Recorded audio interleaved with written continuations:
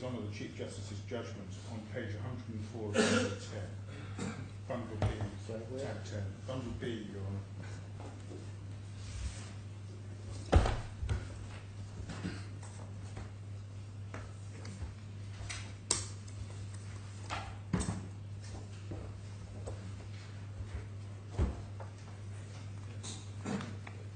Which tab? 10. It's Your Honour order. Oh, sorry. This is Justice Ali's. No, I beg your pardon. I've given you the wrong bundle. I beg your pardon. Bundle head.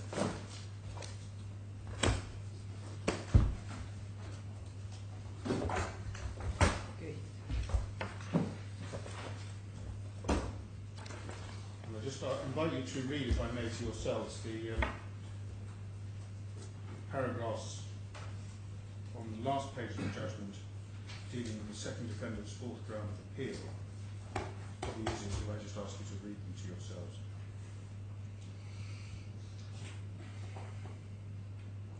Do you mean paragraph 15 or? 11 onwards. This is 11 onwards, yes. I did look at it before lunch. I'm grateful, Your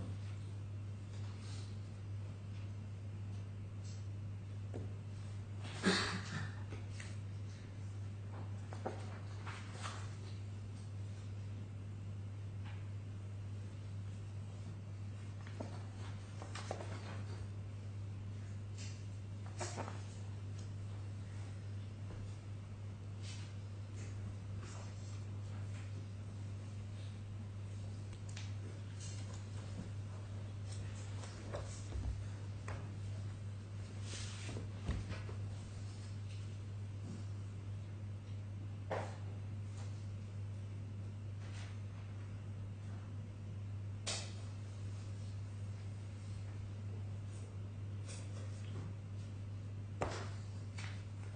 Where are your grounds?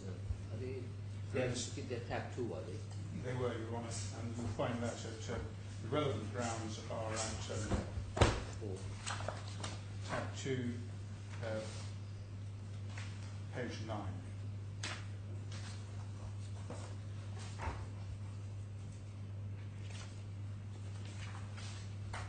Did you use the word inconsistency in your grounds?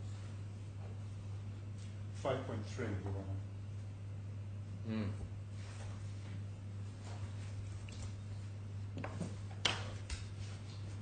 you have it? David? Sorry.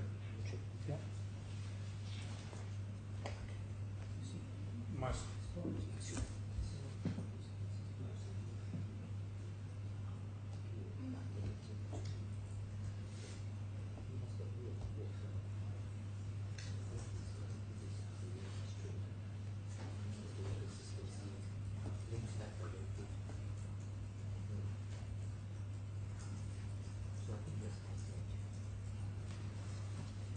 Please carry on, Mr. Lee. Great, Your Honour. My submission, and your Honours will just have to decide this, I think, in conclusion, rather than taking up further time on it, is that on a fair reading of paragraphs 11 to 15, we were given permission to appeal on all of ground 4, including paragraphs 5.3 and 5.4. And your Honour has already picked up the linguistic point that I was going to make about the inconsistency of the law. The ambit of the argument was wider in the subsequent, I've made this point so many times now, but you'll have heard my submissions on the ambit of the argument that was raised in But you said that you have explored all of the things you want to argue about in your skeleton and supplemental skeleton, and it's been replied to more than adequately by... On Sharia law, yes, certainly. So you have my argument on Sharia law, and your Honours will just simply have to decide whether the point is a good one or a bad one. It's a point of law, really, and you've heard the argument. My purpose in showing you the articles in the... Again, I apologise for interrupting my learned friend. I think this morning you asked him what the relevance of the Sharia standards was, and I think he was asked whether they were made to construction. As I recall, he said they were more than made to construction, but he would think about precisely how he formulated what their relevance I think was. it's going to be a little semantic. I mean, he just wants us to take account of the Sharia standards, and then Yeah, well, I just wanted to. you can leave it up to us how we are going to interpret that. I'd just like some clarity about precisely the points I have to address. Okay. So I'll just raise that. I'm very happy to deal with that. They're relevant for the reasons that I gave you. The three articles, I showed you those articles in the contract law for two purposes. One is a substantive purpose. One is to show that as a matter of DIFC law, the Sharia standards were inconsistent with the finding that there was a new contract. I prayed in aid of that, Article 26, Articles 53 and Article 57. You'll remember those. One is about the intention for it to be recorded in a separate agreement, and the Articles 53 and the Article 57 about the implication of obligations and reliance on a practice. So it goes wider than simply an aid to construction of the Murabaha agreement itself. I say the Murabaha agreement and the promise to purchase you can construe with the assistance of the Sharia standards. But it goes wider than that. A separate agreement, it may be the same agreement. I'll have to wait to hear what Mr. Kendall says. Well, he wants to know what you're saying first so that he can decide what he's going to say. I mean, to focus your point a little bit, are you saying that what you want this court to do is to give effect to the Sharia standards in the context of the Murahaba agreement? Yes, and also to find that those standards are inconsistent with the conclusion of the judge that there was a separate agreement. They're inconsistent with those standards because the standards require a particular form of agreement, which requires, as you've seen, a form of Murabaha profit. The recurring interest is contrary to the Sharia standards, contrary to Sharia law, it's contrary to the specific standard that we saw. What you have to do is you have to specify two separate figures, and you have to go through a process. And the process is set out in the standards too, which ends up in an actual Murabaha agreement. So the implication, if that's what it was, hard to tell precisely what the judge found because he didn't articulate it. He didn't say whether it was an express agreement or an implied agreement. He relied on the conduct, and the reason in my submission he didn't articulate what form of agreement it was or how it was formed was because there was no articulation in my learned friend's written submissions plan. It does become quite important in my submission because when one looks at the articles of the contract law, they are very specific. So articles, and I showed you articles 26, 53 and 57. You can only apply work based on standards. So we say that if you apply Article 26, Article 53 and Article 57, what you have, there couldn't have been a contract because both parties intended the agreement for the payment of interest to be recorded in Murabaha agreements which complied with the Sharia standards. That's my submission. That's a substantive submission. Now, you have to decide, obviously, in reliance on the point raised by His Honour Justice Field about the scope of the appeal, whether that argument is open to you. Certainly in my grant of appeal, and that's the argument. And I've made it now, and you'll just have to decide whether it was open to you or whether you have to decide it. And there's also a second purpose for making that, for showing you those relevant provisions, which is to show what the evidence might have been directed to if the agreement had actually been pleaded out properly. If it had been pleaded, if it had said it, and even now it's unclear, and there's been that exchange, but if it had said that there was an agreement partly in writing and partly implied from conduct, those same articles of the contract law which I showed you would have been relevant and would have had to be explored in the evidence. That's my submission. That's the fairness submission, which goes different. And showing you the articles in the contract law is merely a means of showing you what the issues would have been, which would have had to be canvassed in the evidence. So one would have wanted to... I get a bit distracted by the term fairness. I mean, I can understand you if you're talking about due process. Fairness means somebody is treated one way and another party is treated a different way. So you want to be more specific about where the unfairness is. Well, the unfairness lay in taking two different views, two different attitudes to the my applicant, my wishing to, Deyaar wishing to advance further arguments at the second hearing. The judge held that that was not open to me because of they should have been argued at the first trial. But my point in relation to the argument advanced by NBC is that he allowed them a latitude and a freedom which caused prejudice to the defendants. Now, there's no doubt. But they're two separate parallel arguments. If you say prejudice, then that's due process. In your case, is there a failure of due process? You shouldn't take two applications of a similar nature, but where the underlying circumstances are different, because as is quoted in that case by Lord Hoffman, which is nothing new, fairness is treating like cases alike and unlike cases differently. So don't try and draw a parallel between how your arguments were treated and the way their arguments were treated, because each side's application should have been treated on its own merits and not simply on the grounds of consistency. Just because I allow somebody leave to file a pleading out of time with extensions doesn't mean to say I have to give the same amount of time to the other chap, because the circumstances may be different. So it just focus on the due process. Then yes, well, that's what I'm trying to do. I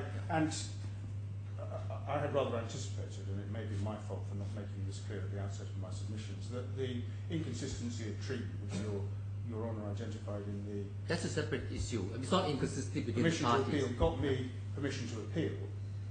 I now have to demonstrate, and I think a lot of His Honour Justice Field's questions to me have been directed at not simply that I just can't claim, oh well, they were treated differently. What I've got to show is that there was some substantive unfairness, which is the due process point.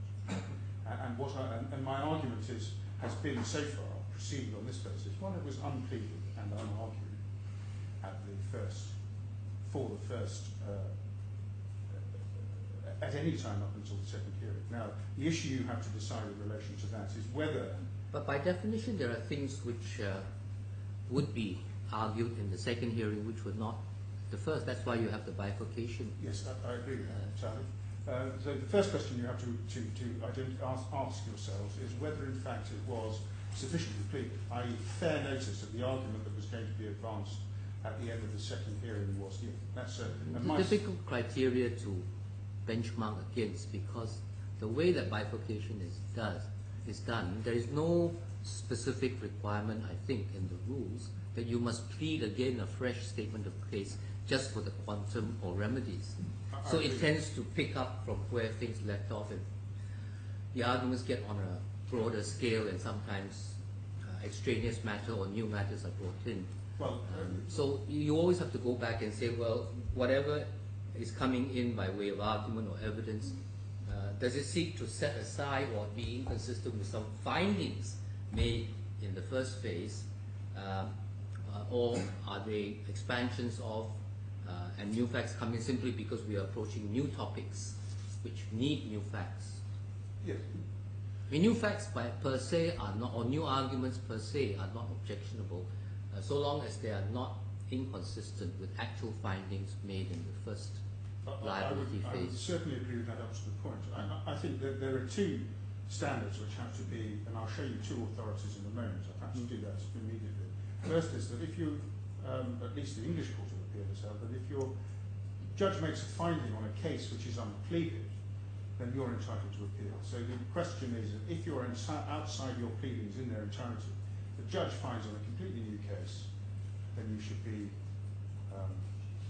then that's impermissible. The case has got to be tried on pleadings. So that's the first point. So the issue for you in relation to that is when you look at NBC's defence and counterclaim, was it sufficiently pleaded? And the issue for you there is a rather simple one, which is it enough just to give fair notice of the number? We're claiming this amount of money. Or is it, on my submission, you have to do more than that, where you're advancing a substantive claim based on a different contract. That's the issue you have to decide. And there's not much more I can say about that because I've already taken you to the relevant documents. I think we understand your case of that. The second issue is, was that a matter which was exclusively within the purview or the scope of the trial and liability? That's the And I'm going to show you a case in a moment or two which says that you can't start reopening issues which should have been decided at the first hearing. And that's where I rely on the list of issues and the issues 1, 5, 6 and 14. And again, the issue for you there is quite a simple one in my submission, although maybe I'll take the time later into it, which is, was the question whether there was a separate contract between MBC and Deyaar something which should have been decided, could and should have been decided at the first hearing?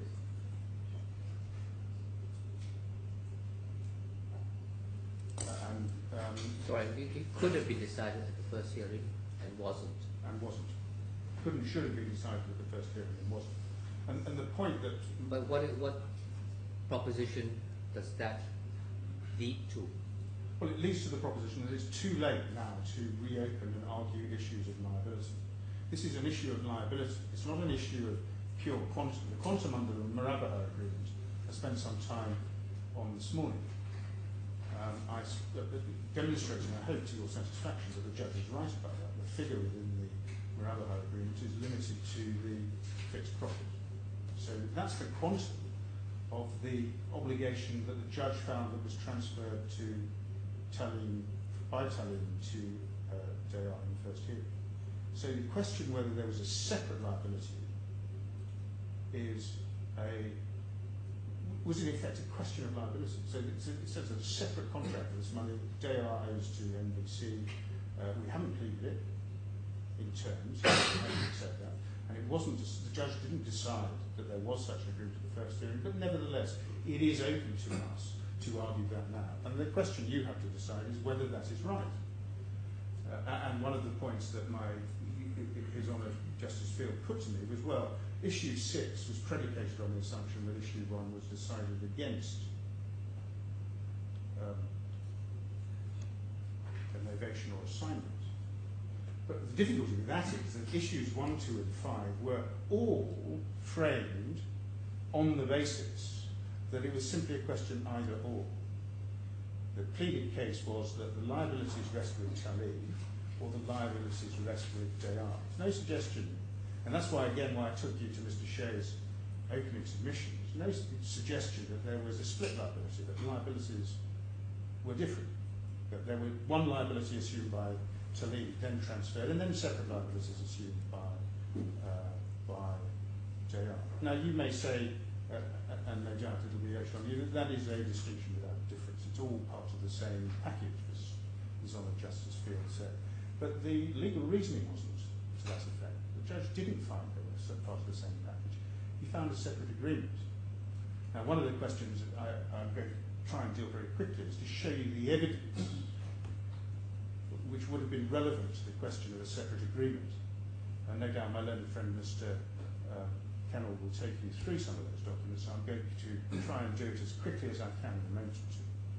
But one of the issues that and one of the reasons why it would have been important to have this issue up front and dealt with at the first hearing is that it would have been there would have been important material on which to cross-examine. And the evidence as given by Mr. Subi, as we'll see in his cross-examination and in his re-examination in a moment or two, was equivocal. So it would have been quite important to be able to put the question to him, which is posed by Article 26. Was it a requirement that you should enter into a Murabaha agreement? He was asked about very similar questions, but that wasn't put to him in terms so that Article 26 would have been satisfied. Likewise, Article 53 and Article 57, one would have wanted to put to him the importance of Sharia standards and get him to accept that they formed a practice. So these articles that you're quoting, the DIFC contract law? Yes, the ones we looked at just simply before question. So this is my point on could and should, rather than simply could, but also should. These were issues that should have been addressed at the first trial. Now you may decide when you've heard from Mr. Kennell, that this is no more than window dressing or whatever, or nitpicking, because it's absolutely clear on the documents and the evidence that no amount of cross-examination would have made any difference. Now you may, but it is important for you at least to consider the issue and decide. How do you meet the argument that in the original statement of claim, there was clear notice that they were claiming charges after August 2008, and your clients did not dispute that in principle at the first trial. Therefore, when the finding of liability was made, everybody assumed that when the second trial came around, it was simply to, not the trial, the second hearing came around, it was merely to quantify the extent of the obligations which had already been found, your clients had been found liable for, which was basically the calculation of the late charges, Well, the judge among other things. I'll answer that question by saying that nobody, Deyaar does not dispute then or now that the obligations assumed by Taaleem have been transferred to Deyaar. The question is what those obligations were. Now, it was common ground that those obligations... No, but it included the late charges, you see. Well, it didn't include the late charges. No, it's in the statement of claim. Well, simply the assertion that it included the late charges under the Muhairi agreement was in the statement of claim. But what Mr. Shea opened it on the basis that simply the claims were the claim under the Muhairi agreement, I showed you that, and the claim under the claim to the additional payment. Actual quantification was left to later, and if you just quantify what was due on the obligation that was transferred, you arrive at our figure, and that's what the judge found. There was no finding in the first trial, anywhere at all, that Deyaar was directly liable under a contract with to NBC. That assumes what was never established in my very respectful submission at the first trial. Now, you may say that that doesn't involve an injustice because when you look at it, the judge's finding was clearly open to it. But I just invite you, please, just to consider the question. Look at the evidence and see, well, what would it have been right to have determined that issue at the first trial? That's all. And if there's a risk that, in fact, that injustice was done because Deyaar was deprived of a defence, you have to decide then what to do about it. And the one authority I can give you some help about, Mr. Justice Mann said that if there's a risk of injustice, then it's sufficient for it to be, for you to be shut out from pursuing the claim. Perhaps I can begin first just by very, very briefly referring to the evidence. Now, Mr. Kennell, in his submissions to the judge, relied on the evidence of Mr. Subi. And he said in his submissions to the judge that evidence demonstrated that prior to the transfer of its rights and obligations to Deyaar, it was envisaged that Taaleem would be liable for Murabaha profit on the monies advanced to it by NBC. And the particular paragraph that he relied on was paragraph 94 of his witness statement, which you'll find in C1, if I may direct you to that. You'll find his witness statement at tab 13.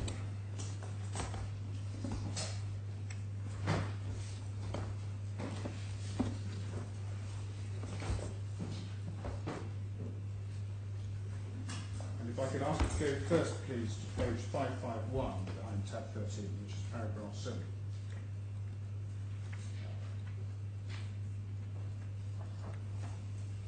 So this is firstly the statement of Omar.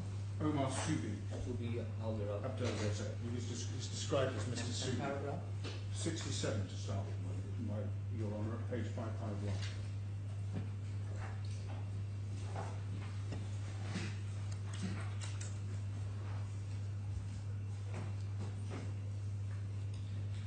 Understand that Taaleem says that it signed the tripartite agreement on the 7th of July.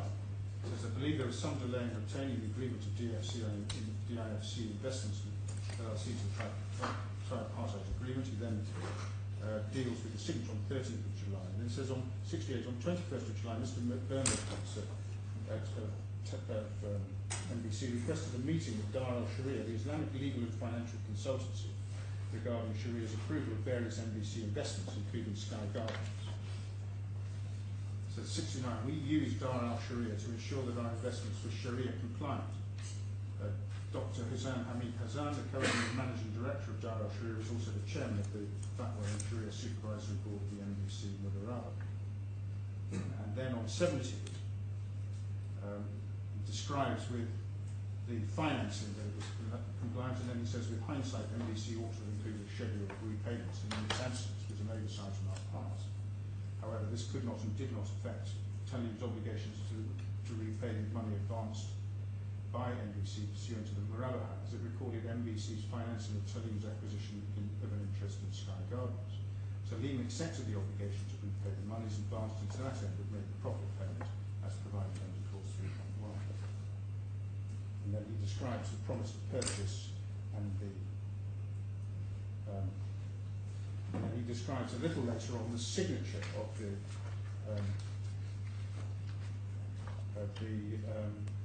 Muhairi agreement. Now, the particular paragraph that Mr. Kennel relies on, and which I now draw to your attention, is paragraph 94 on page 557.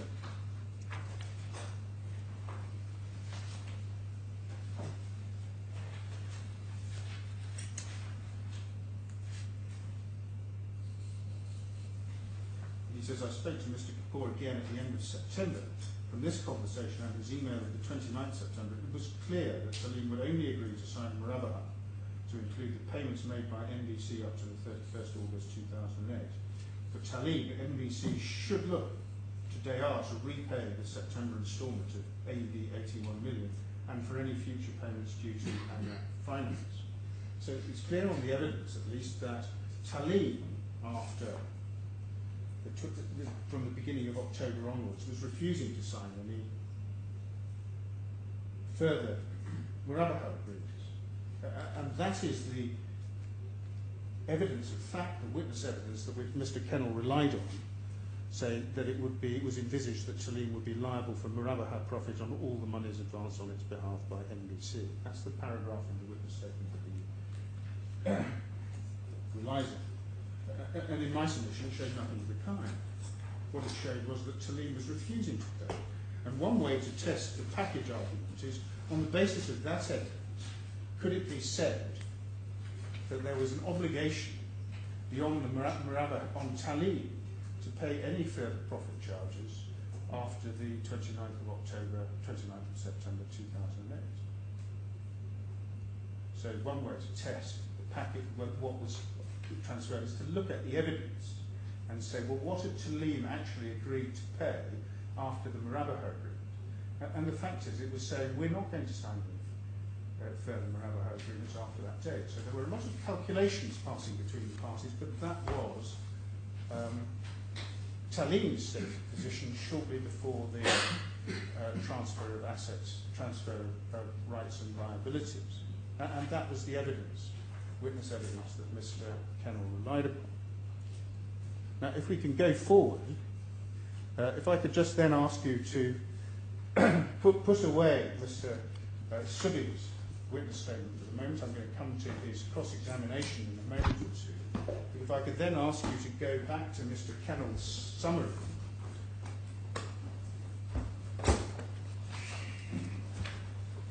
which you'll find in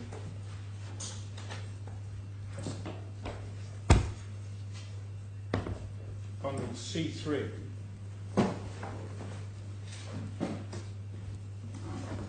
tab 27, page 1202.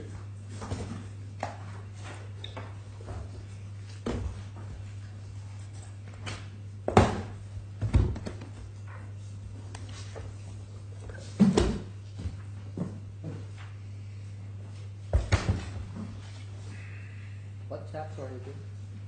This is Mr. Kennel's submissions before the judge. 27.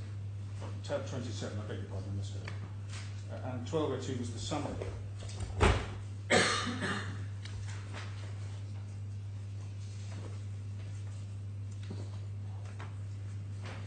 Just draw your attention to paragraph 3. What he submitted to the judge is that it was understood that Deyaar would assume liability for the repayment of, then the principal, and then payment of Muhairi profit. This is Right. very Which paragraph? paragraph 3 at the bottom of page 21 of the document, page 1202. 1202. Paragraph 84, Your Honour, page 21 of the document, page 1202 of the bundle. Behind. It's the penultimate, or very close to tab 28. 1202, summary. Yes. Okay. Summary of the above documents demonstrate the following in relation to the claim from Murabaha profits. Mm. And then you can see prior to the transfer of rights and obligations, it was envisaged that Taaleem would be liable for Murabaha profit on all the monies advanced on its behalf by the NBC. And you can see the reference to the paragraph in the witness statement that I've just taken you to. And then in 3, it was understood that Deyaar would assume liability for repayment of A, the principal, and B, payment of Murabaha profit. Now that, the submission itself is ambiguous. Doesn't it say Deyaar accepted liability? What it said is it was understood that Deyaar would assume liability for repayment of, and then there are a large number of particulars. And then you can look at the key document that Mr. Kennels relied on was at 7. Deyaar therefore acknowledged on the 4th of June 2009 that Murabaha profit was due until 31 December 2009, i.e. the expected date of repayment. Well, we don't actually accept that that's a correct construction of the document, but I just want to show you what Mr. Subi said in cross-examination. And you'll find that in F1.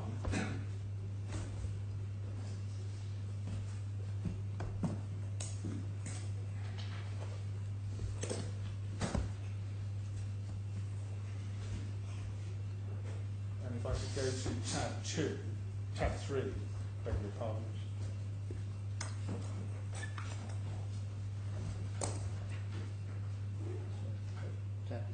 So tab 3. Tab 3.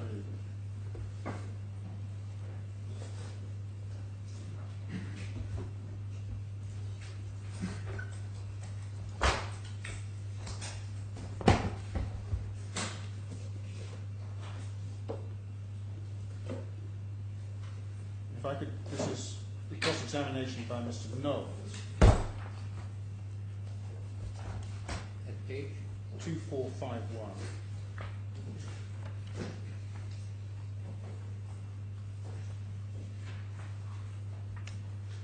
And I'm going to try and take this as quickly as I can, conscious of the time.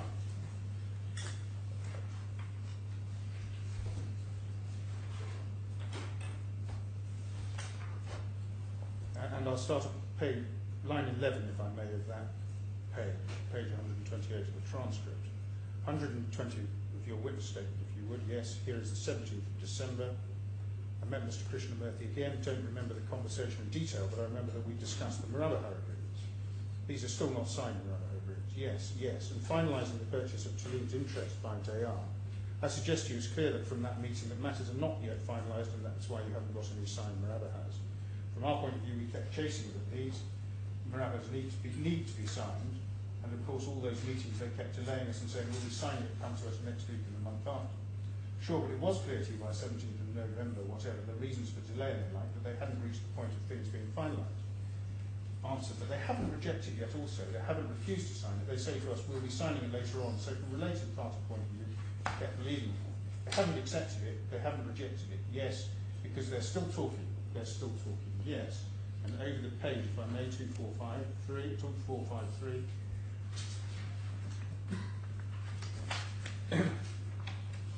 take it up at line 20. The financing of the purchase price, if necessary, or other related obligations is going to be the subject matter of a Murabaha or of a wakala or some other form of lending arrangement. Yes, correct. Yeah, if I may add, for example, if Deyaar was wishing to pay out the amount completely, they don't have to go to a Murabaha or wakala or anything. No, they don't. But Taaleem had gone for a Murabaha, yes. And there was the possibility, which hadn't yet been accepted or rejected, we just touched on, that if Deyaar purchased the interest, it might enter into a Murabaha agreement, or they might not. Or they might not. Where are you now? 2454. And then in 2456, if I pick it up at page 133 of the transcript, line 19. over the page, this is page 146 of the bundle, paragraphs 129 and following the witness statement. Paragraph 131, if I could pause there and say for your part, the detailed negotiations that went on for some weeks between Taaleem and Deyaar as to the finer details of the sale of Taaleem's interests were not your concern. Both parties knew that NBC had funded payments due to Analec up to and including the September instalment, and so knew that repayment of these amounts to NBC was a necessary feature of whatever deal they eventually agreed upon. It's clear from that evidence, isn't it, that frankly this was not particularly your concern, the state of play between Taaleem and Deyaar. What you were focused on was whatever they agreed, and they hadn't agreed on it yet. When they eventually did, NBC needed to be taken into account. Is that right? Yes. That's where we are in your mind at February, March. It's not entirely clear, but somewhere around that point in 2009. Yes. But I have to say, this is my view with my limited knowledge about the transactions and what's happening in the back. You know, that's very much the background. And then across the page, 2458, line 14. You seem by 147 of paragraph 138 to be go on to June, although a fresh copy is starting at paragraph 139. 145, on 21st of April, you refer to an audit confirmation letter that you received from NBC's auditor signed by Mr. Krishnamurthy, stating that as at 31 December, 218 million is due to Muhairi on account of Sky Garden's transaction as on December 31st, 2008. Now pausing there, that's quite an important document, the audit confirmation letter. And what it does contain is an acknowledgement that 218 million was liable as at 31st December, that's 2008. So 218 million is the figure in the Muhairi agreement, the 81 million and the profit figure. Doesn't include any element of additional profit charges. So remind us, who is Mr. Krishnamurthy? He is the Chief Financial Officer of Deyaar. Okay. Is that possibly the audit confirmation you were talking about earlier? Exactly. Let's have a look at it, and then they go to it, and I'm sure that and you can see it's says, I'm not sure that I'm seeing the reference to Deyaar confirming a liability on its part. Perhaps that's not what you're suggesting. What you're suggesting is that this... All of this is the examination of Muhammad Qasim. Is that right? Yes. What you're suggesting is that this confirmation confirms that one way or another 218 million is due. That was our understanding, and our auditor accepted it also, and we finalised our books based on that. It's coming on, that's why we thought it's coming on the letterhead of Deyaar signed by the CFO. Yes, question, yes, but the only Muhairi you have at this point is from Taaleem. The signed Muhairi is from Taaleem. Yes, what you haven't got is any agreement from Deyaar. Yes.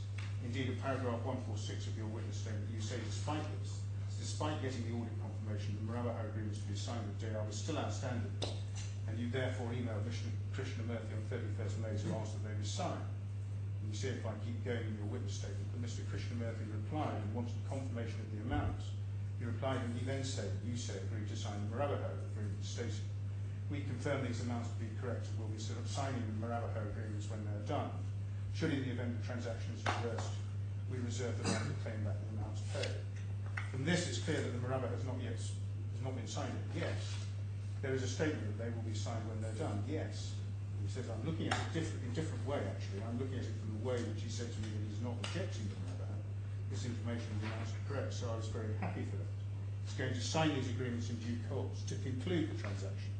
When he concludes the transaction. So for us, it's full confirmation of our amounts of our profits, because for me, what's the profit is confirming the profit here. So that's the only point in his evidence where he confirms the rate of 5%. And then he says, okay, but the transaction that he's talking about, which he says that should be reversed, the transaction he's talking about, there is the transaction in the Sky Gardens interest. You understood him to be, when he says the transactions he's talking about, Sky Gardens, the transaction that has been taking all this time between Deyaar and Taaleem. For sure, he's referring to Sky Gardens transactions. He says, should that be reversed, and we haven't had much discussion in the course of this trial about what the reverse means, then they reserve the right to claim back the amounts paid. What he's talking about there is the amounts that have in fact been paid by Deyaar. Is that right? What's paid by Deyaar? Or is it the amounts that NBC are paid? What does it mean What did it mean to you? For this one, I'm not very sure. But anyway, it can be applicable to anything. Now, I've read you that passage because that's the key document upon which Mr. Kennel relied on, and no doubt he'll take you to it, and I can give you the reference. That's the 4th of June 2009. 4th of June email in 2009, which I referred you to.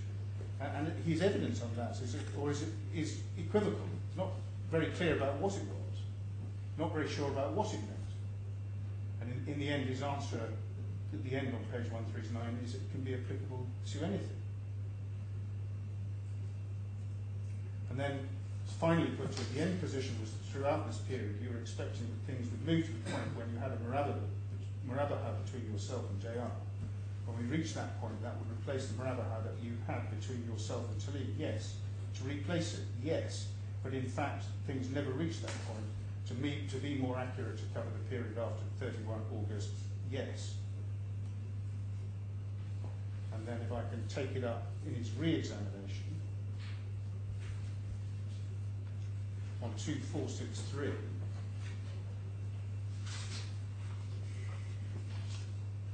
and you can see that this is by Mr. Shell.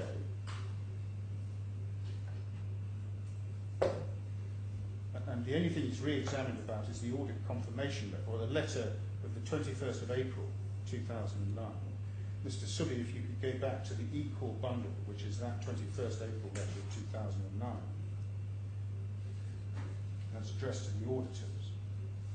And he's asked some questions about it.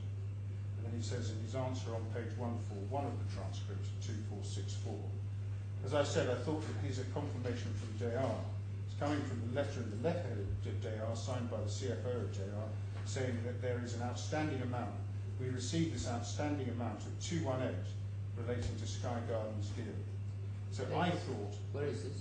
This is on 2464. This is the re-exam. This is the re-examination. As I said, I thought it's a confirmation from Deyaar.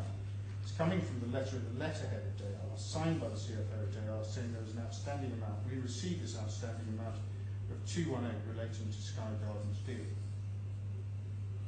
So I thought that it's a confirmation from Deyaar that this is the outstanding amount from them. This is a liability on Deyaar. This is how it's kept, booked in our books and the financials, and accepted by all the auditors in that way, based on this letter. And he says, I note the date is 21st April 2009 on this document. Did you receive any other letter from Deyaar in respect to this confirmation or this amount after the date? I don't remember correctly, but I think I received something for the 31st of December 2009. Also, if my memory is correct, I don't remember. Sorry. So the net effect of the evidence was that there was the evidence of Mr. Subi, after he'd been taken through all the documents that Mr. Kennel relied on in front of the judge, was that he thought there was an outstanding liability of 218 million. Now, that prompts the question, well, he wasn't specifically asked about the profits, was he, apart from in that one passage? It wasn't. What is just remind us, 218 is the net sums paid by NPC. That's right. In Plus respect of the Sky Gardens deal. I can show you, the best way to look at the figure is if you... That's right, inclusive or exclusive of profit. It includes the profit figure in the Murabaha agreement. Ah, okay. 1.492 million. And just to make that good, if I could just show you the defence and counterclaim, which we spent some time on, which is in bundle C1, just compare that figure. You leave the cross-examination open for a moment. Bundle C1 or C2, sorry? Would you give me a moment, Your Honour, while I work out which it is? I think it is C1. No, the bundle number? It is C1. Mm.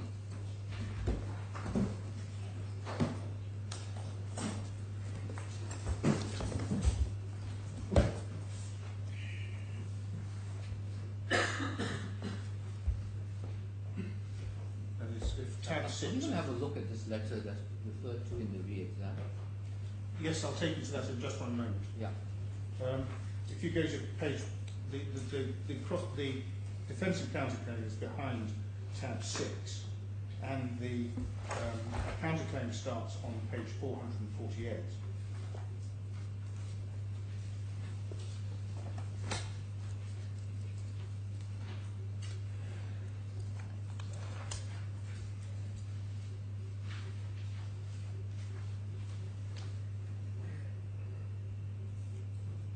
And what I just want to show you is the table on page 70.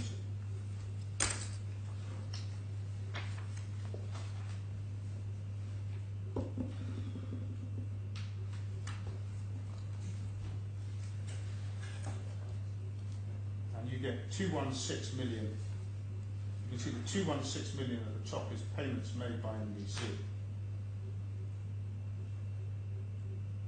And then the one. Did you say 216? I don't. At the very top left-hand side of the table, Ah, right. 216,529,699, payments made by NBC. And then the Murabaha profits of 1,492,499, Murabaha agreement profit paid by Taaleem. It's not in that box. Just immediately, it's the penultimate box, just above the word, just above the total figure. You see 1,492,499. Yes. And if you add the two together, you get 200, or just under 218, just over 218 million.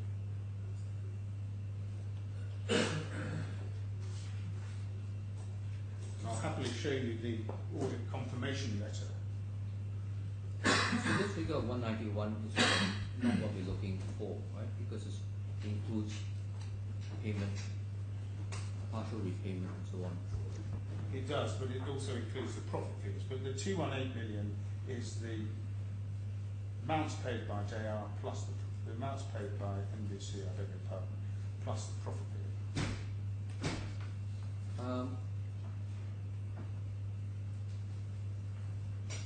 As per the Murabaha agreement, As per the Murabaha. although some of the money was advanced late, 81 million was advanced in November. which is exclusive outside of this figure. No, that's included in the 81 million is included in in the this. 216 million. Yes, of course, okay. And then you have the Murabaha profit of just under 1.5 million.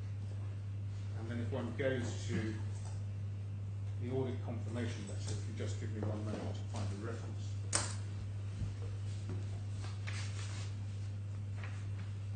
It should be in bundle D1, tab 55.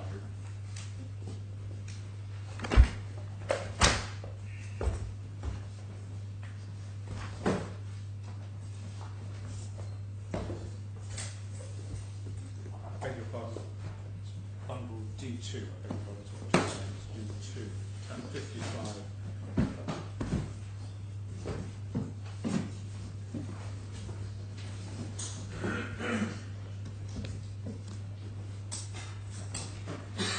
Balance confirmation, I beg your pardon. So I tag is the tag number 55. 2155.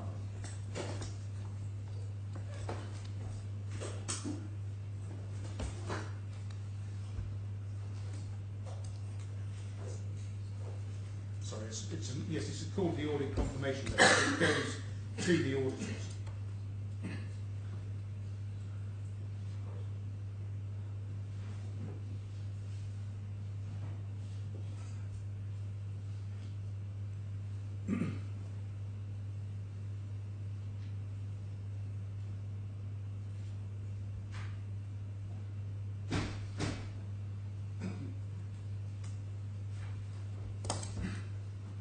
So 21802239622.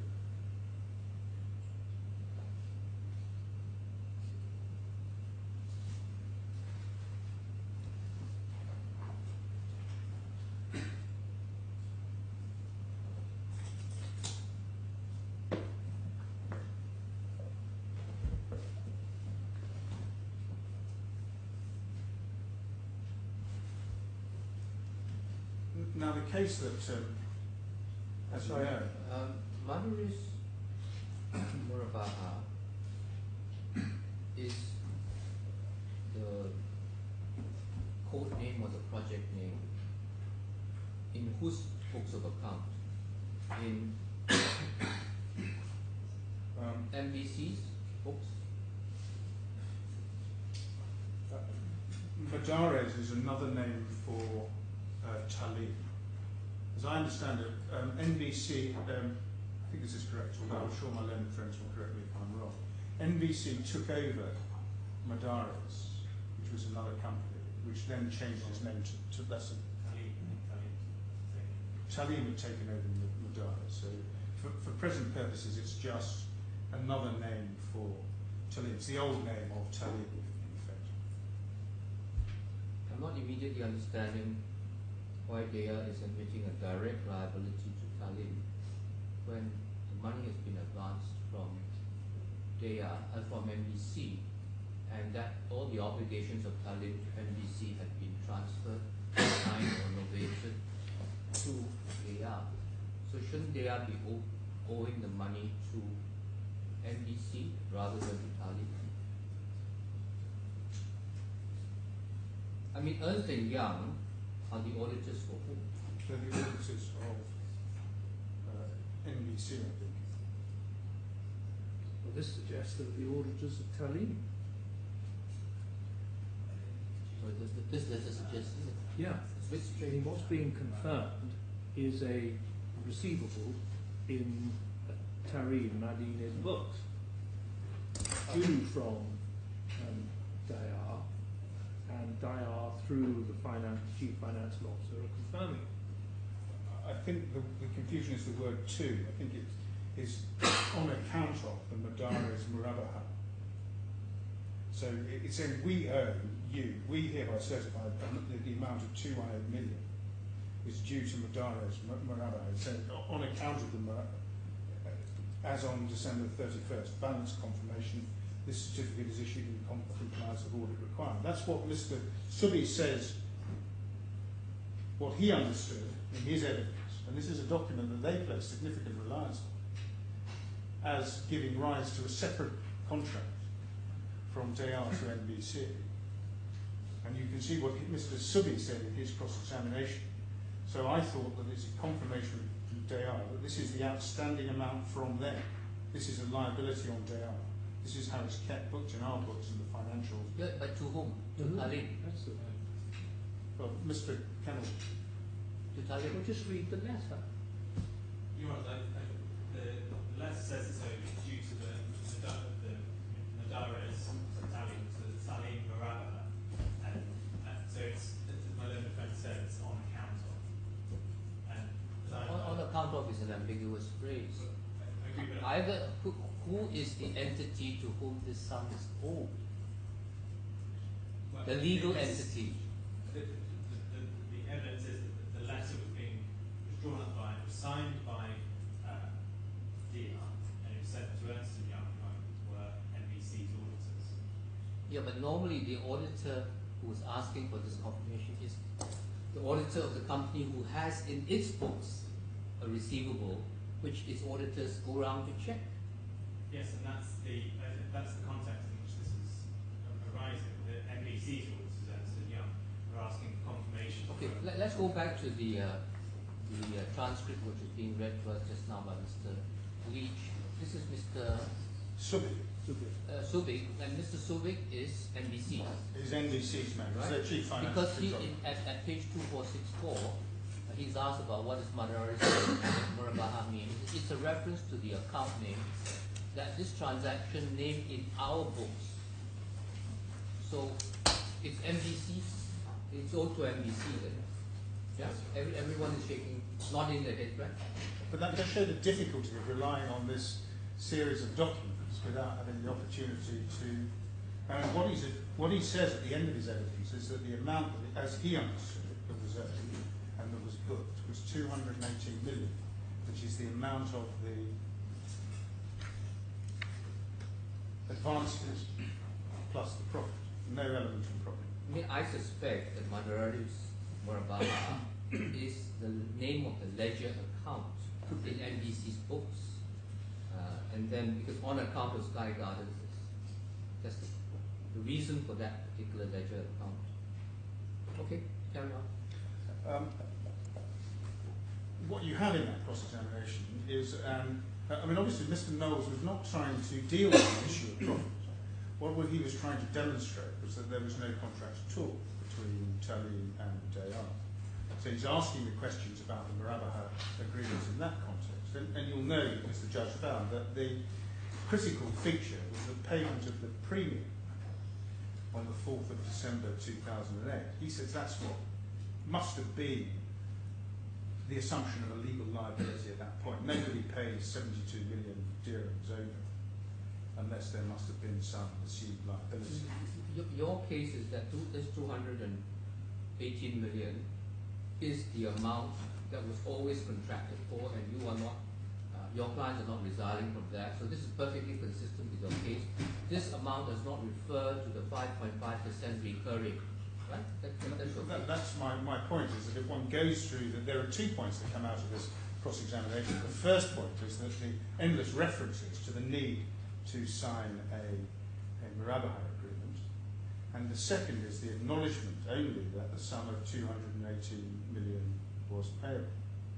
Now you can say, well, there was no, Mr. Shubi was not directly cross-examined about the issues that you would have wanted to raise with him about the Murabaha profit. He wasn't directly cross-examined about the profit. And my submission simply is that if he had been, it would have been very difficult for him to say that the profit was due before the profit element. Leave aside the actual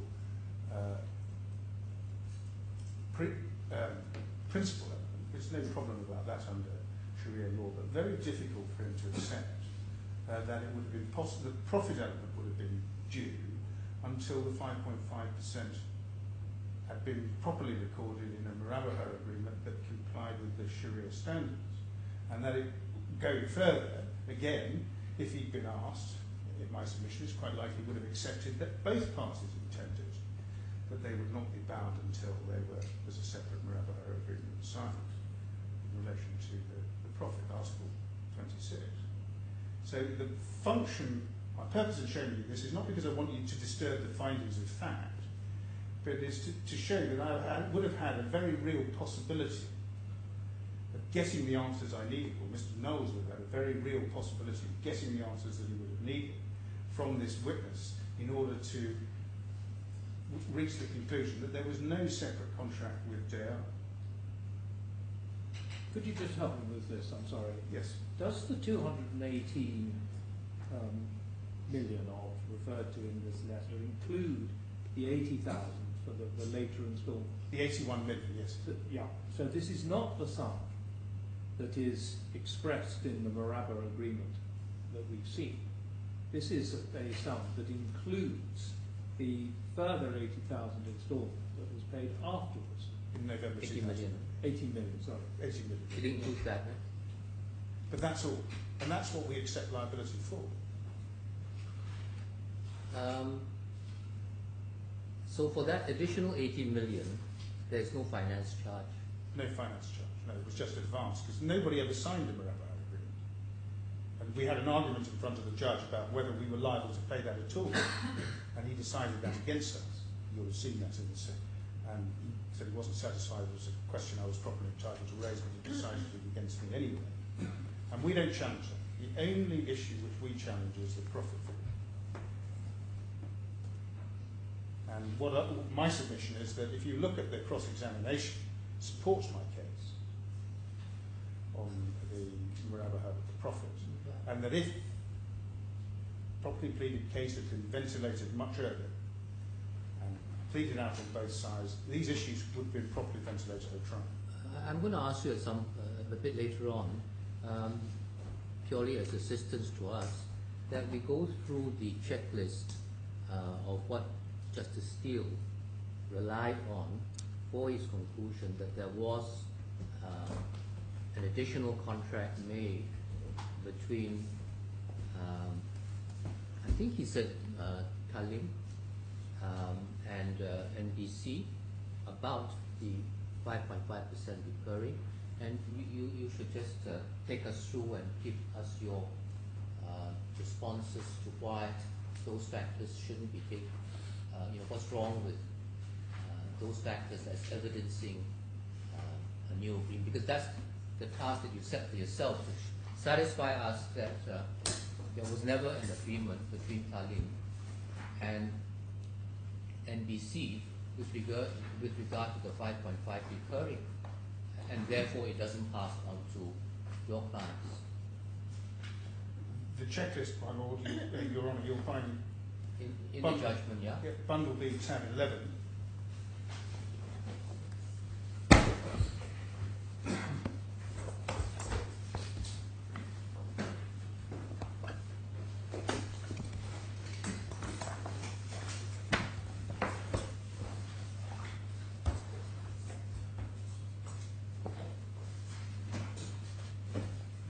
I will just, very briefly, if I may, I'm conscious this is maybe something that Mr. Kennell was intending to do anyway, but I will very briefly take you through the documents that the judge relied on. So you can see where they are, and they're listed in 40A through J.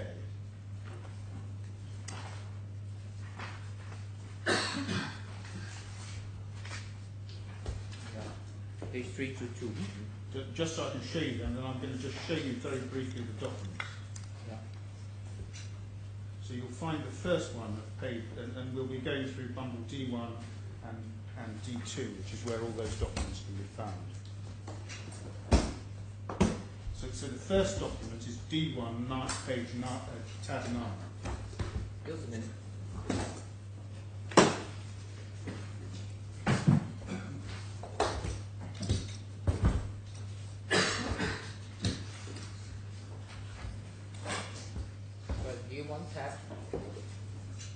Tab 9, you're right.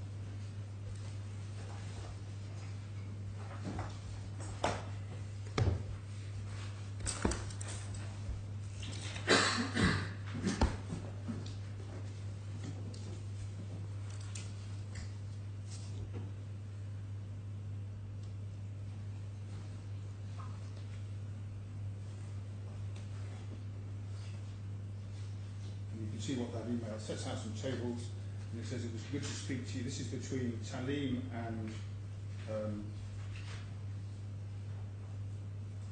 NBC. It's good to speak to you today. As requested, please refer to the workings on Sky Gardens until the 31st of August.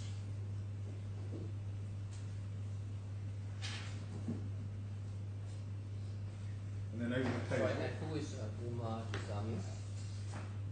He is at NBC. Okay.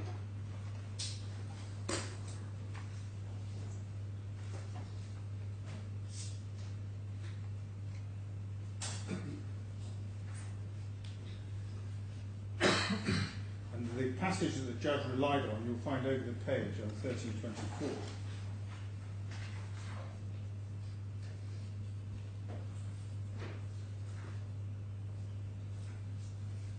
Page 1324. Yeah. Yeah.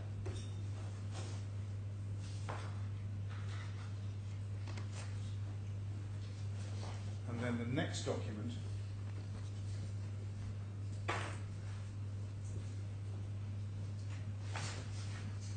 is page 1337. Sorry. Page 1324. I just said that that's the passage that the judge relied on. I'm sorry, the next tab is Page 11, 1320, tab 11, 1337. okay.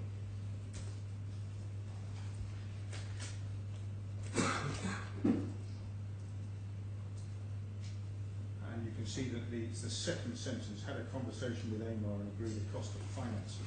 Applying that into the workings, you get a total cost of Taaleem until the 31st of August 2008. And then on the next page, 1339,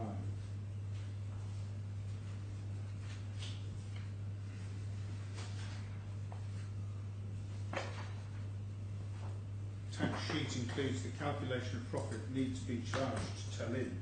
Profit was split into two periods, and then there's a calculation behind it. And then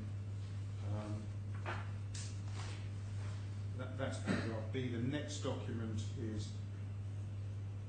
1341, which is the next tab.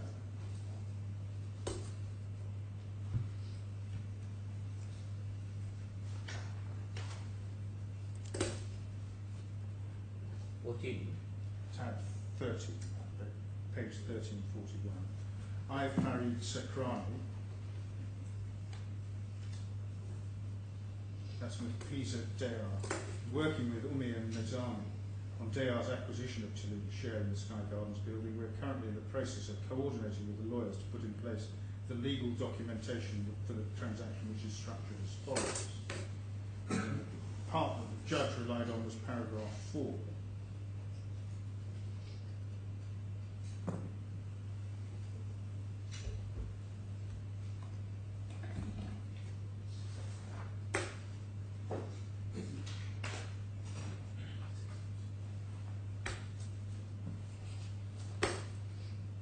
Just remind you that the paragraph I took you to in Mr. Subi's statement, that around this time, Taaleem was still refusing to enter into a Murabahar agreement. And then the next document is tab 27. This is the next after 14. Sorry, after tab 13. After tab 13.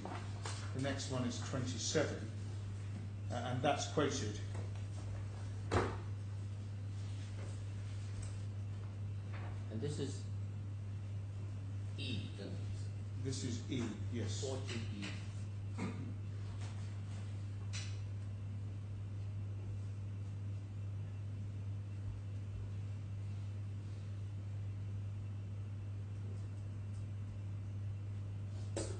That's the document that the judge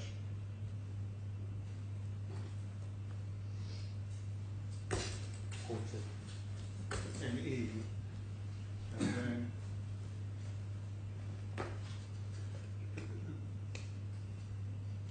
there is no document in relation to F, but or rather what the judge is referring to there is tab 29. So is this an internal report? I think it is just an internal email, yes. Subi and Bernard are both NBC. Yeah, okay. Then 1465, tab 29.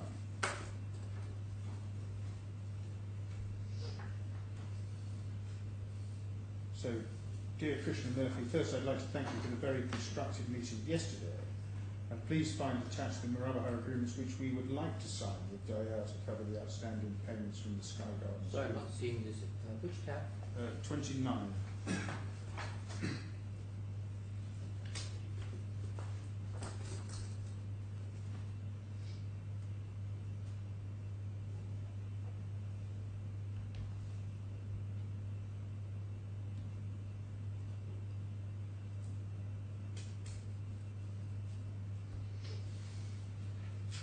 And you can see that Krishnamurti is from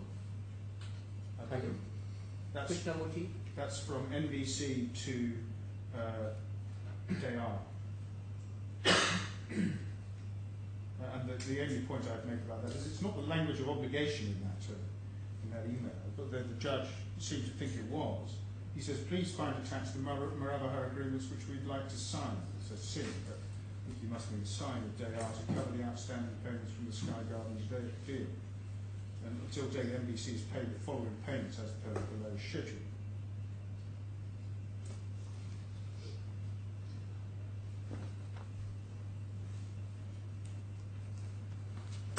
Then that's the completion. The next document is in tab bundle D2, Your Honour.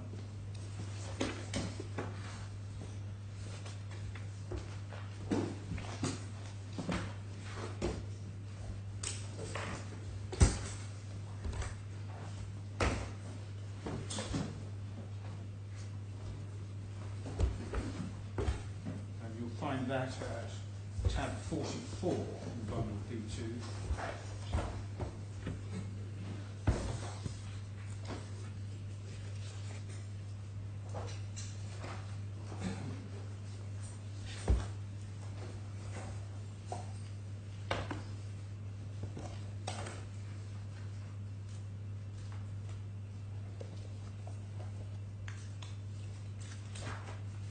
that's please find attached the calculation of the outstanding amount for today's discussion. So that's Subi again to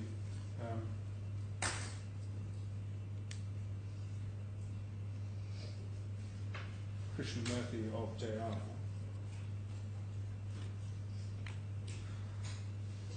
Then the next document is 17. Could you just pause for a minute while I have a look at that?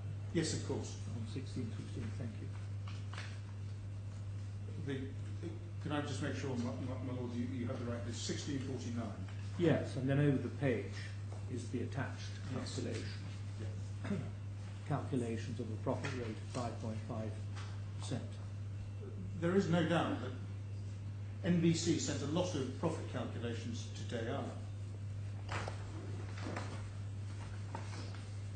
And undoubtedly would have liked Deyaar to sign up to the Murabbaha agreements to pay them. The question is whether that gave rise to there was a binding obligation to do it. If individual Murabbaha agreements were entered into, would that be conformant to the Sharia standards?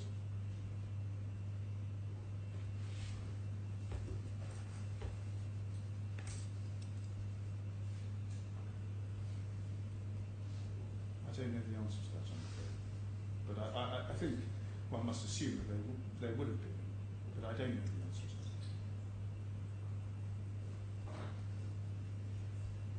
that. I'm tempted to say, well, I better not say anything. I might take instructions.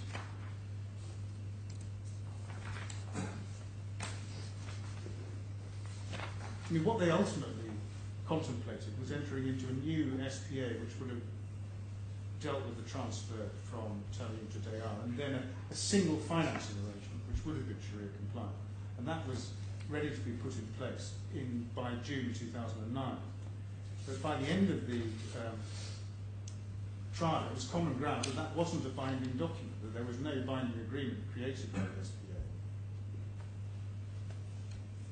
I mean, that's part of the trouble with this case, which is that the parties, although they got to the final form of documentation much later, it was accepted effectively by my learned friends that that wasn't binding. Well, we've all had experience of cases where the parties have not expressed themselves nice and neatly in one coherent document, but instead one looks at a whole range of materials and then has to ask oneself, is the proper inference here that an agreement was reached? This was really the exercise that was being undertaken by Justice Steele, and we know what his conclusion was. I mean, absolutely. I mean, I'm not saying that he was clearly wrong. What I'm saying is that if you look at the oral evidence, the court would have been much better informed, and indeed we had a serious prospect of succeeding on this issue if it had been ventilated at trial. I don't put it any higher than that. And that's why I showed you the evidence of Mr. Subi, and I read you the articles in the contract. Well, did you ask the judge on the second round for permission to have Mr. Subi recalled so that he could be cross-examined? No, I didn't, but if you remember, on the second round, it went off on the basis that submissions. I said there would have to be further evidence. I'll take you to what I said in C3. If you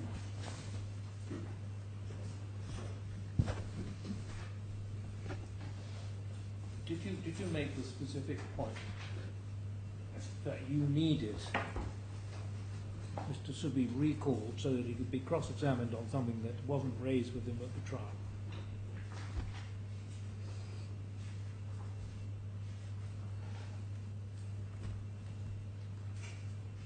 What I said was on page, if you go to C3, my lord, later on, I beg your pardon, at tab 28.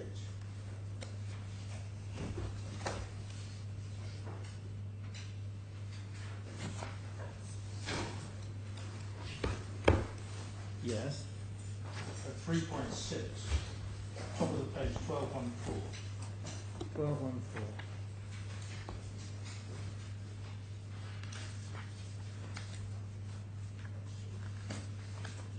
Sorry, repeat that reference. bundle C3, tab 28, page 1214.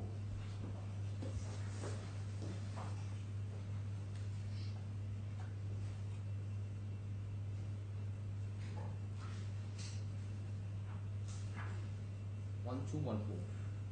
1214, 3.6. 3.6, you say?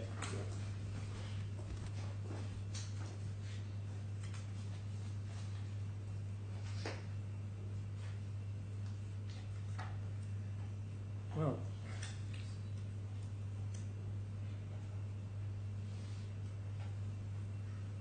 that's not really putting the point, is it? Well, I think it is, Your Honour. What's being said is that there was the oral evidence of Mr. Subby was being relied on specifically in paragraph 84. And we're saying it's not been pleaded, and if it had been pleaded, it should have been dealt with on the evidence of trial. And that's my submission to you now.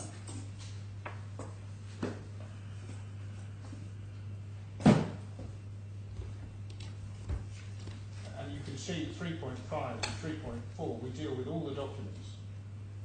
3.5. You're having a whinge here about the fact that it ought to have been done at the first trial in 3.6. What you're not asking for is in respect of the second trial for permission to have Mr. Subby recalled.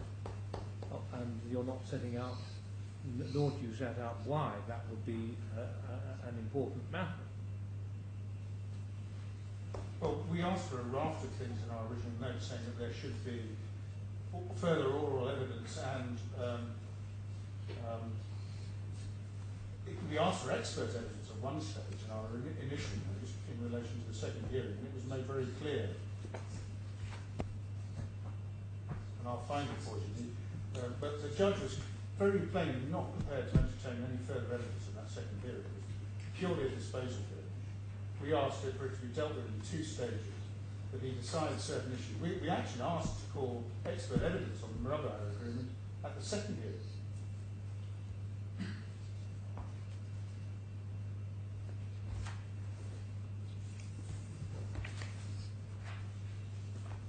And I will try and find it overnight where I can show you precisely what we were asking for originally at the second hearing.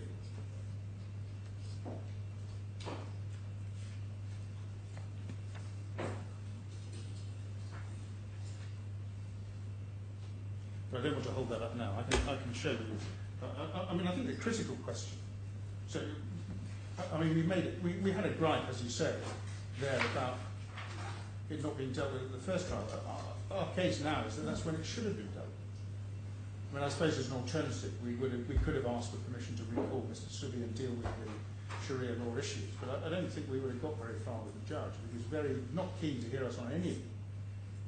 Certainly hear any more evidence of that second hearing. We treated it purely as a disposal hearing.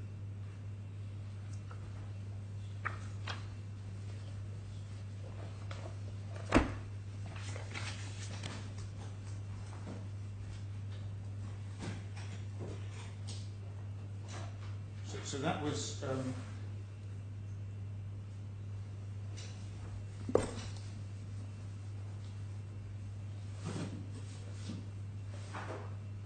I think H is on page 1721. Would you just give me, forgive me, H is on page? 1721 tab 53.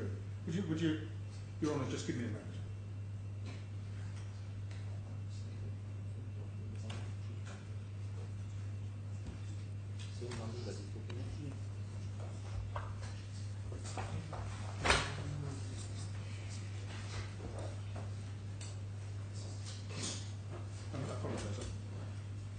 Get some assistance on the point that you asked me about. So that's 1721. Karesh Ali Asgar? Yes, it's the one at the foot of the page. I think the email at the foot of the page. Mr. Krishnamurti? Krishnamurti to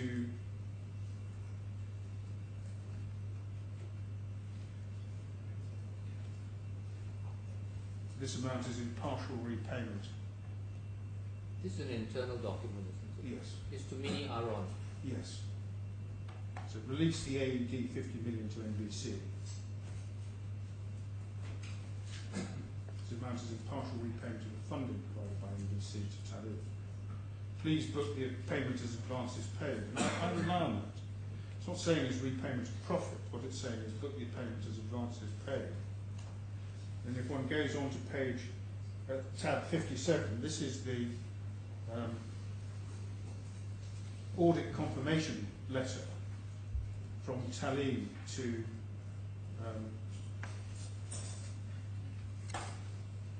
Did you say 57? 57, yes, Your Honour.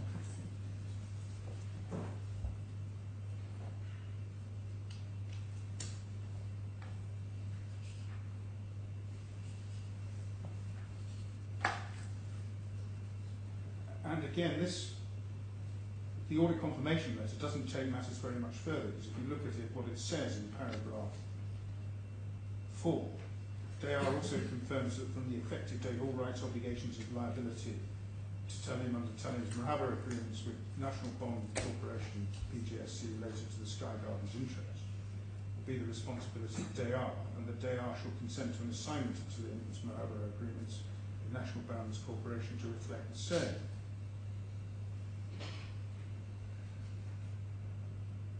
This never got signed eventually. The SPA was signed? Never signed. All right. The next document is tab 63.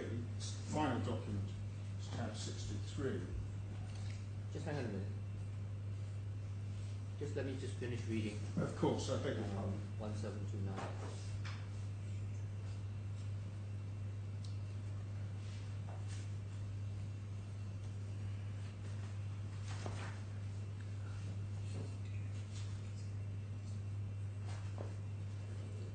But this letter was countersigned by your client's CEO, right? Indeed it was. But it's just drawing your attention to paragraph 4 of the letter. Hmm.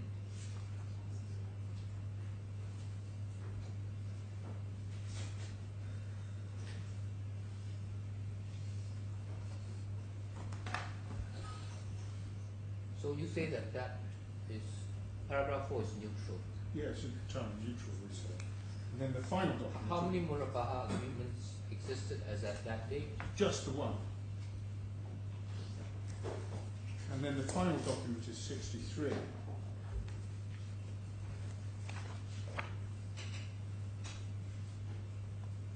And this is the fourth of, and it's quite true that what Mr. Krishna Murthy says is please find attached here with the details and profits accruals on the Murabaha financing by NBC. Confirm that these amounts will be correct and will be signing the Murabaha agreements. I think that should be when they are done. Sorry. Tab 63.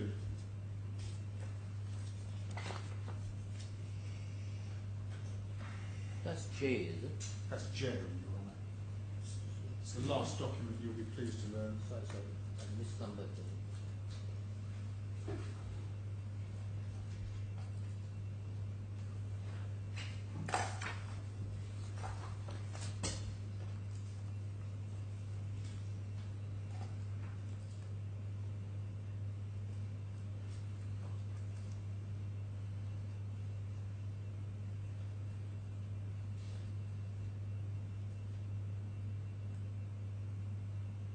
And that is the document, the last document that Mr.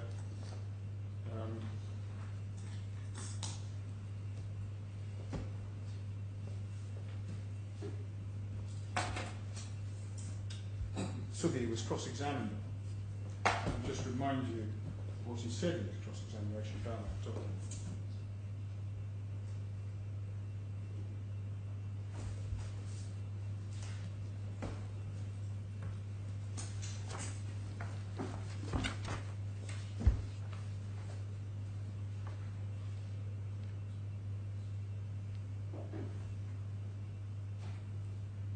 So I asked about what he was saying, and he said, well, what's paid by Deyaar? Or is that amounts that NBC are paying? What does it mean? What did it mean to you And then he said, for this one, I'm not very sure. Can be applicable to anything. What was that reference again? That is bundle F1, tab 3.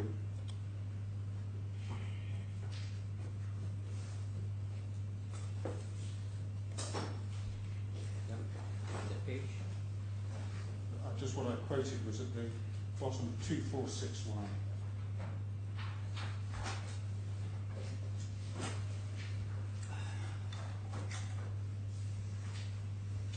This was sent to Mohammed Qasim Al-Ali, and he's with whom? He is with NBC, is that? That's NBC. NBC CEO. The CEO of NBC, thank you very much.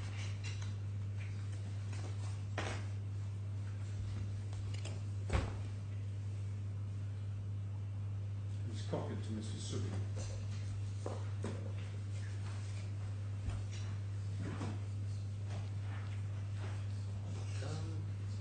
The document at 1771, which is the last document in Justice Daly Steele's list, it doesn't quite tally with his summary of that particular email. I beg your pardon, it's page 1776. Ah, okay.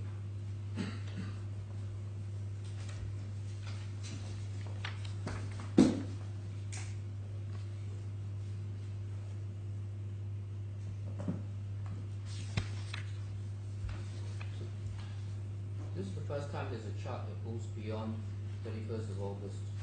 I think that is right. No, you are. That's absolutely not right. There is another. There is one. Okay. Take us straight in due course. So those are the documents upon which he relied. And as I said, the last bit of evidence of Mr. Subi was about that last document on 2461.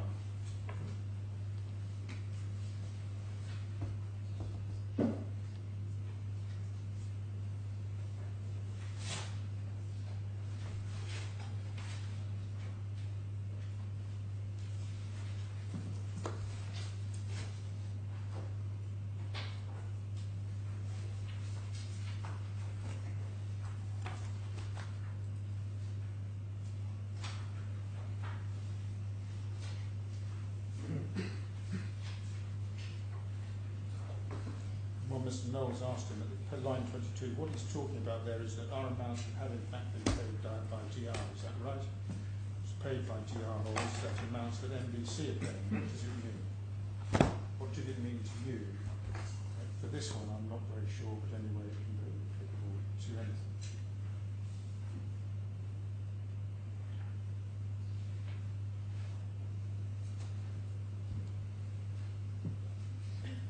Remind you of that passage which immediately follows after the end position is that throughout this period you were expecting the things to move to the point when you had a Maraba. For him, yourself and GR, when you reach that point, that would replace the Maraba that you had between yourself and Taboo. Yes, to replace it, yes. But in fact things never reached that point. To be more accurate, to cover the period after the 31st of August. Yes.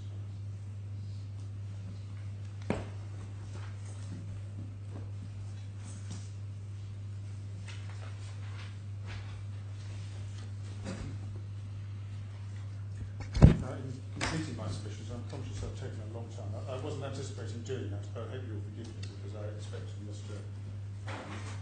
Kennel to take you through this as he does the judge. But those are the documents, so I just asked you to consider whether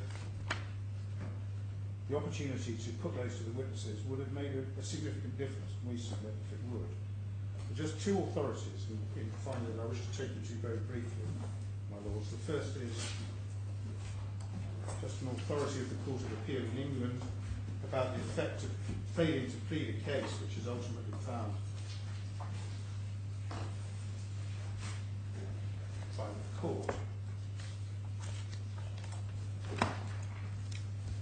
And the second is about the effect of the position that one should deal with between trial on liability and the final hearing. Just two authorities. So if I could ask you first to go to G1, please. Your hands, just so that's a G1 might be up there, they were updated. It's G2. This is Chief Justice Scott. G1. G1. Thank you very much. Are we looking at G2? G1. The very last authority in the bundle, which I think is now 18A. Oh, I see.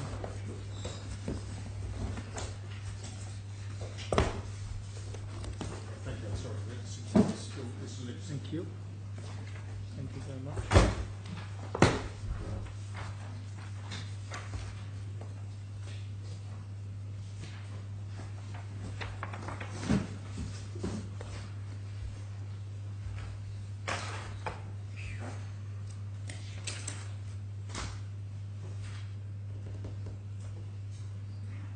This is a case in which the judge decided on a point which wasn't pleaded. So it was a running down an injury at work action, in which the pleaded case was that the particular employee of the defendant had been responsible for the accident. This is Al-Madani and Mars. It is. Okay. And the judge canvassed with the parties what was described in the judgment by Lord Justice Dyson, as he then was, what he called the third man theory, so a different theory.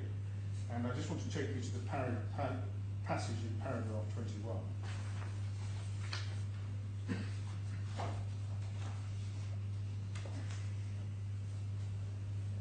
It's the foot of page 5 of the transcript.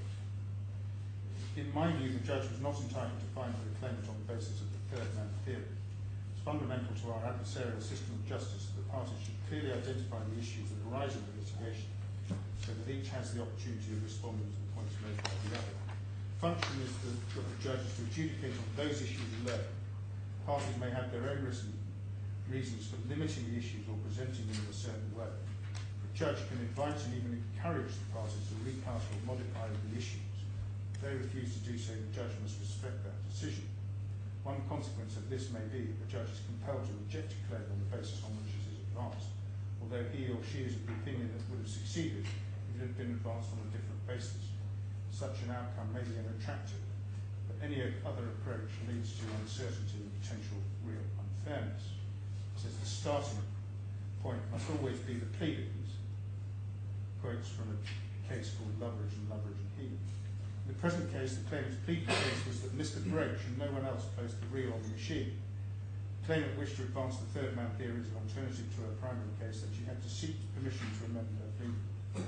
Maybe that she had sound tactical reasons for not taking this course. To advance such an alternative case was inconsistent with the claimant's evidence and might in any event have been interpreted as a sign of weakness. No hint of the third man theory of the witness statements, the way in which the case was opened or the evidence of the claimant's witnesses, except that there was a rather faint-hearted espousal of the theory by Ms. Harmer in her closing submissions. In my judgment, it was then far too late for the claimant to take the point. As the judge himself recognised, the third man theory was not explored with any of the witnesses. The defendants had been alerted to the fact that this theory was in play, and they would at least have wished to consider exploring it with some of the witnesses who were called to give evidence. For example, Mr. Forrester, the key operator, might have been asked which employees were on duty at the time of the accident, and whether any of them was employed to move reels of wrapping paper about and place them on the machines. Defendants were also denied the opportunity of considering whether to seek evidence from other witnesses directed to this point. He concluded as he did that neither the claimant herself nor Mr. Broach was responsible for placing the reel position for which it fell. The judge should have concluded that the claim was not proved, and he should have dismissed it. In my judgment, that should have been the inevitable consequences of his findings. By making findings for which the claim was not contended, it seems to me the judge crossed the line that separates adversarial and inquisitorial system. For these reasons, I would give the defendants permission to appeal and allow the appeal. So that is a case on where the failure to plead the case results in the allowing of the appeal alone. It's a strong case. But nevertheless, the simple fact of the failure to plead a case, which is then ultimately decided by the judge against the pleadings, may be sufficient. Well, as long as there's the necessary prejudice, then it will be sufficient. Yes. This is made clear by Lord Wolfe in the case that's referred to in paragraph 22. But of course, it's finding in Times newspapers, and that's what I've been attempting to demonstrate, my Lord, Your Honour, over the last hour or so. So if there is the necessary prejudice, so the question you have to decide is, was it sufficiently pleaded? Was there sufficient notice? Were we prejudiced? And if we've been given the opportunity to press the questions that are identified in argument, will we have a real prospect of succeeding on that issue? If I could then move on to bundle G2.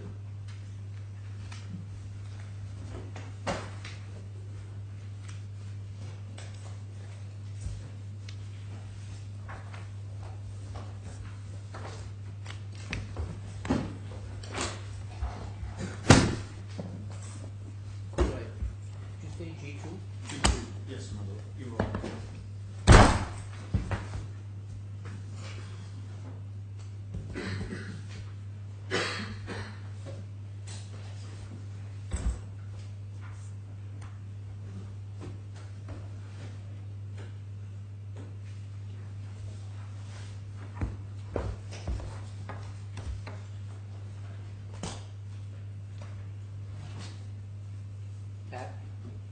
Tab 27.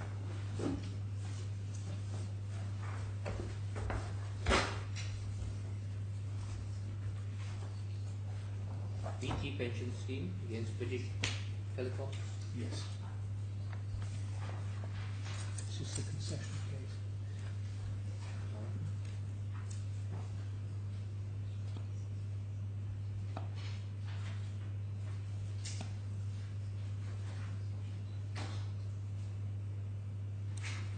And then one sees the introduction.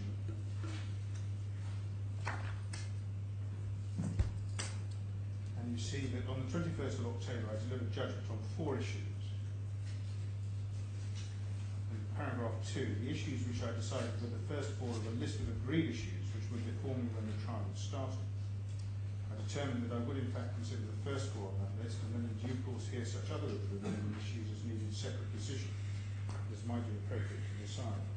When the matter was restored to me for further directions as to the disposal of those other matters, it became apparent that the Secretary of State wished to raise another issue which was not on that list. The other parties contended that it was not open to the Secretary of State to raise that issue, because it had not been the subject of a concession by the Secretary of State from which he was not entitled to a sample. Alternatively, they claimed that the matter was raised due to castle was something that it would be an abuse to raise under the rule of Henderson and Hendricks. The issue is potentially a very significant one in money terms. I determined that it needed to be dealt with as a separate hearing. Now the issue that I don't think is relevant really for our purposes, but it is how he dealt with it. But it was all to do with which groups of people fell within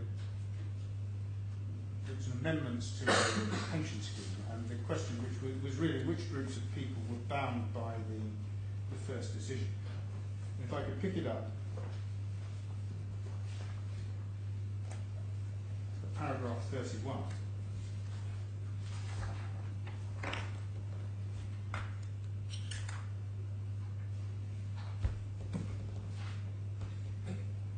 He just perhaps dealt with the history and development of the concession, because the original stance of the Secretary of State was that there was no concession that the 1993 bulk transfer fell within the scope of the guarantee, even though it resulted from a post-transfer date amendment. I find that is wrong. Although that concession was not made in terms, it's plain enough what the Secretary of State's conceived position was in relation to amendments in bulk transfer.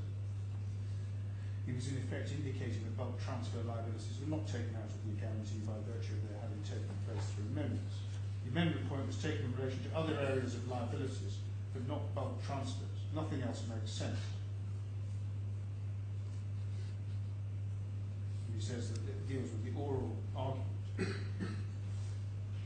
The correct approach to permitting departure from the conceived position Mr. Simmons and Mr. Hilliard submitted that in circumstances of this case, the position was analogous to that which obtains where a party seeks to change position between a first hearing and an appeal. Guidance from the authorities in that latter situation, which they submitted I should follow,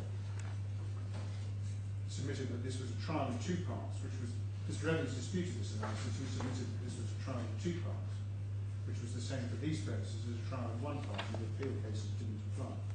Positions and arguments adopted in the early part turned out to be wrong, that they could and should be reformulated. I think that Mr. Simmons and Mr. Hilliard's analogy is a better one. Where there is a trial and then an appeal with an attempt to change a conceded position in between, then there is a serious risk actual final decision has been taken in reliance on the original decision.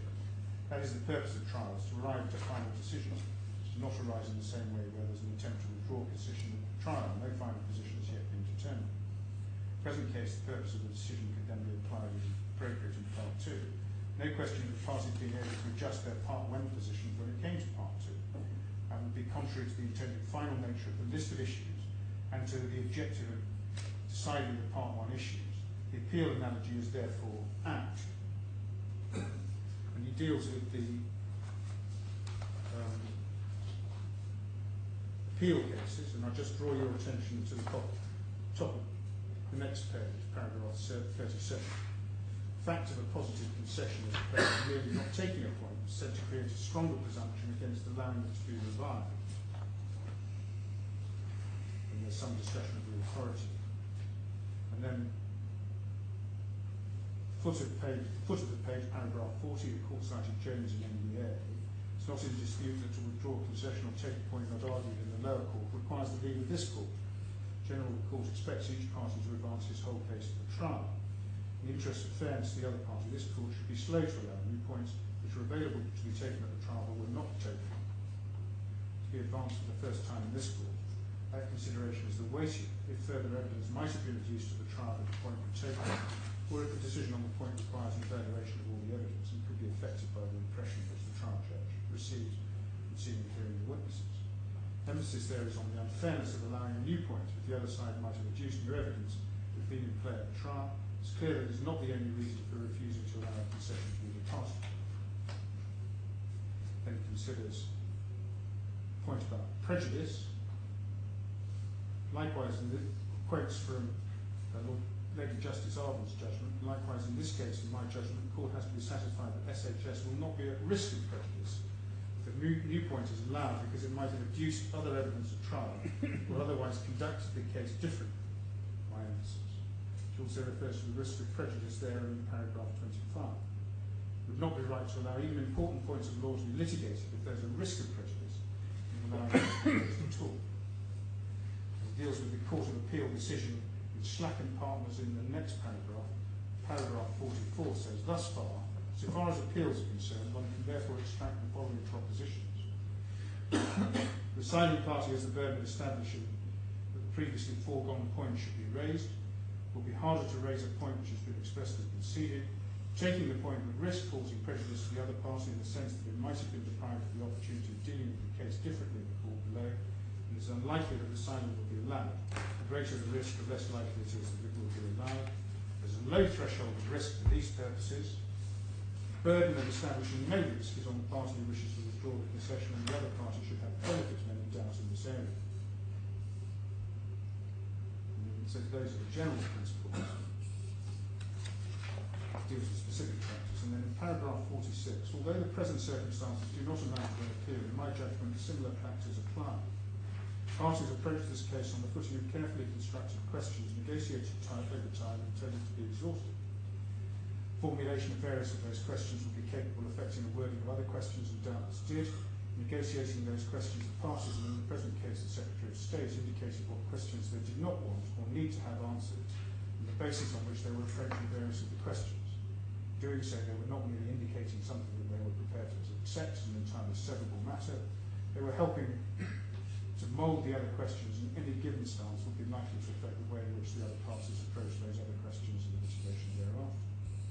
Once the parties have embarked on dealing with the formulated questions, once the court has started ruling on them, the parties in the court have started to the edifice on agreed foundations. Those foundations in the new building are analogous to a first instance decision making it appropriate to apply the appeal decisions. Later stages proceed on the standing of the earlier ones. The conceding party cannot likely decide after the agreed building has started. It doesn't like the design or position after all, and like the building is moved over to the left or constructed according to a different design. Accordingly, I think that in this case I should apply the Court of Appeal principles, and I do so, except that it will not necessarily be appropriate in all cases where issues are decided in a phase where the parties will have difficulty in going back on their previous stances. For example, the parties have merely done their best to anticipate later issues, rather than actually agree on what they should do and make concessions in order to achieve that, then the analogy would not necessarily be appropriate. That is not this case. In this case, the parties actually agreed what they should do, and more importantly, agreed to some extent what they should not do, which is the effect of the concession. They thereby agreed an interrelation which makes the appeal analogy appropriate. Therefore, apply those principles. And he goes on to apply those principles and finds that there should be no withdrawal of the concession. He then deals on paragraph 59 with abuse of process. And if I can pick it up at paragraph 60, Secretary of State argues that there would be no abuse because the point is not a wholly new point. The amendment point has already been raised, and there was no reason why it should have been raised before, even if it could have been raised before. Mr. Evans pointed out passages in Johnson and Gore-Wood which stated that the abuse doctrine arose because of the interest and finality of litigation, not vexing litigants twice, and they should only be vexed once. I consider that the doctrine will indeed operate to bar the Secretary of State from taking the conceded point in relation to the guarantee. Doctrine is generally applied in the second case in relation to what ought to have gone in the prior litigation. Don't see why the principle should not be held to apply if appropriate to a case where an action is heard in more than one phase, but it would generally be unnecessary to do so, because other considerations, such as the state of the pleadings, would usually deal with any problems. So it's quite important there. The reasoning is closely allied to the reasoning which prevents him from resigning from the concession. It's not allowed to resign from the concession, and this litigation will be pursued in such a way as to prevent him raising the point. Some point of litigation will be finalised without the point having been raised and on the footing of the operation of the concession.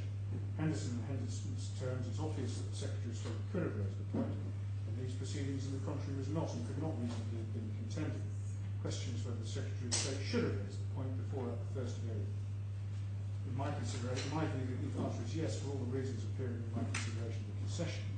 The amendment point was contemplated and was clearly not sought to be invoked in relation to post-transfer date bulk transfers. It was a conscious decision on which the other parties were entitled to and did renounce their prejudice in the manner referred to above. The point was going to be taken. It ought to have been taken at that point. All parties intended that the list of issues should be conclusive. That means that matters which must have been known to the parties as potential issues, which were not to be litigated because a position was conceded, should be taken conclusively not to be issued. Once the litigation based on that position has started and the decision issued is dependent, it becomes too late to raise the point thereafter. It should have been raised before. And in my submission, the same should apply in this case. Your Honours, the first point is the list of issues, which you see in B7, 3 issues identified, and then issue 14. That was the list of issues that was agreed, and then at the trial, concessions were made by both sides. You saw that earlier today. You saw that Mr. Say said in his opening remarks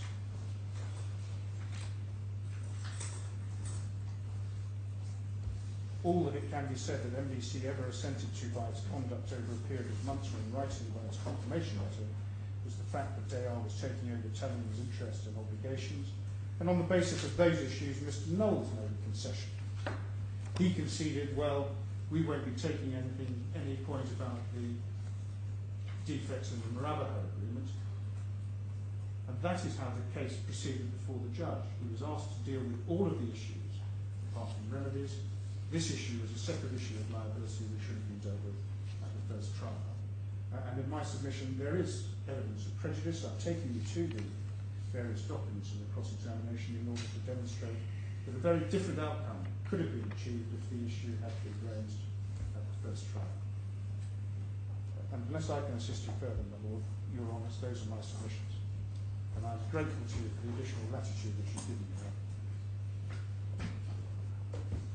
Thank you, Mr. Leach. You are done. We'll have a break now. 10 minutes, 15 minutes? 4:25.